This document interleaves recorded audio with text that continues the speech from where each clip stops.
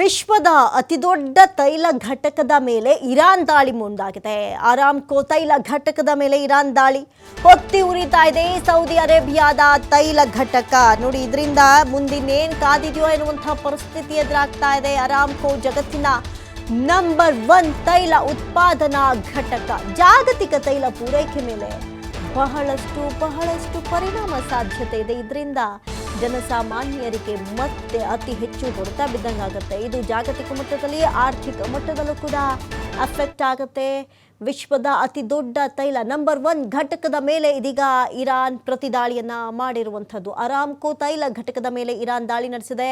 ಹೊತ್ತಿ ಉರಿತಾ ಇದೆ ಸೌದಿ ಅರೇಬಿಯಾದ ತೈಲ ಘಟಕ. ಇನ್ನು ಮುಂದೆ ಏನೆಲ್ಲ ಪರಿಸ್ಥಿತಿ, ಏನೆಲ್ಲ ಅಭಾವಗಳು ಸೃಷ್ಟಿಯಾಗುತ್ತೋ ದೇಶದಲ್ಲಿ ಇರುವಂಥ ಪರಿಸ್ಥಿತಿ ಇದೀಗ ಉದ್ಭವವಾಗಿದೆ. ನೋಡಿ ಎಷ್ಟರ ಮಟ್ಟಿಗೆ ಈ ಒಂದು ಭೀಕರ ದಾಳಿಗೆ ಸುಟ್ಟು ಭಸ್ಮವಾಗಿರೋದು ಘಟಕ.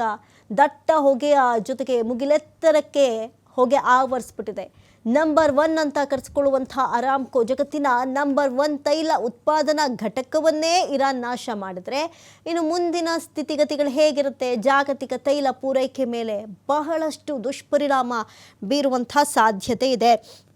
ಒಂದು ಕಡೆ ನೆರೆಯ ದೇಶಗಳ ಮೇಲೆ ದಾಳಿ ನಡೆಸೋದಿಲ್ಲ, ತಪ್ಪಾಯ್ತು ಕ್ಷಮಿಸಿ ಅಂತ ಇರಾನ್ ಹೇಳಿದ ನಡುವೆಯೂ Iranian revolutionary guard corps, UAE, Bahrain, Saudi ಅರೇಬಿಯಾದ ಮೇಲೆ ಅಮೆರಿಕ ವಾಯುನೆಲೆ, ವಿಮಾನ ನಿಲ್ದಾಣ, ವಸತಿ ಸಮುಚ್ಚಯವನ್ನು ಗುರಿಯಾಗಿಸಿಕೊಂಡು ಇರಾನ್ ವೈಮಾನಿಕ ದಾಳಿಯನ್ನು ನಡೆಸ್ತಾನೆ ಬರ್ತಾ ಇದೆ. ಈ ಒಂದು ದಾಳಿ ಬೇರೆ ಬೇರೆ ದೇಶಗಳ ಮೇಲೆ ಎಷ್ಟರ ಮಟ್ಟಿಗೆ ಎಫೆಕ್ಟ್ ಆಗುತ್ತೆ ಎನ್ನುವಂಥದ್ದು ಇಲ್ಲಿ ಅತಿ ದೊಡ್ಡ ಪ್ರಶ್ನೆ. ತೈಲ ಉತ್ಪಾದನಾ ಘಟಕ, ಅದರಲ್ಲೂ ಅರಾಮ್ಕೋ ಜಗತ್ತಿನ ನಂಬರ್ 1 ತೈಲ ಉತ್ಪಾದನಾ ಘಟಕವನ್ನೇ ಟಾರ್ಗೆಟ್ ಮಾಡಿ ಇರಾನ್ ಹೊತ್ತಿ ಉರಿಸ್ಬಿಟ್ಟಿದೆ.